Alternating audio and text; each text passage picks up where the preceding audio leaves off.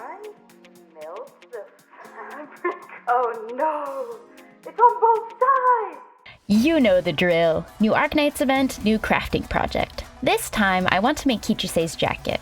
Kichisei's jacket is mostly like a hoodie, but with sleeve extensions like a yukata, which then have this black lattice design and a dip dye gradient going towards the bottom of the sleeve. That's the main structure.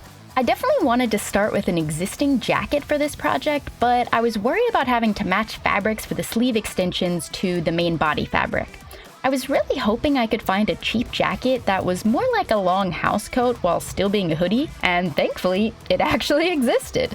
After cropping the jacket to the right length, I can use the excess fabric for the sleeve extensions, and hopefully it will be enough. Even though I love making things from scratch, starting with drafting my own patterns and choosing my own fabrics, I've found that I often need to force myself to simplify things and start more projects by altering an existing garment instead.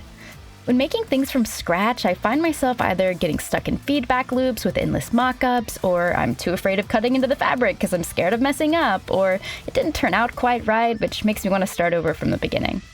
Starting with an existing garment doesn't offer that luxury because you only have one of them. If you mess something up, you just have to figure out how to work with it because you can't start over. For me, that helps me actually finish my projects because otherwise I'll burn out halfway through after spending all of my mental energy tweaking things that honestly don't matter, like, at all. And this was a good project to reflect on that during because Kichisei lives life fast-paced and to the fullest. She would bully me relentlessly if she found out how much I tried to overthink the process of making her outfit. She may live life a little too on the edge, but there are definitely things I can learn from her and her outlook on life. Okay, so the jacket is finally dry, washed out all the dye, so we can take a look at how it turned out. And what? Did I melt the fabric with the iron? Oh no! It's on both sides! What? When I was applying the fabric stiffener, that's very clearly an iron imprint, I must have melted the fabric without realizing it. It's 65% cotton, and cotton can withstand pretty high heat, but the 35% of polyester cannot. This one is really bad. That looks terrible, but honestly, I'm not unhappy with it. Other than this giant iron imprint, some of the other areas where it's just kind of random is honestly kind of a cool texture, especially on this side. It's not how I intended for it to turn out, but that's okay.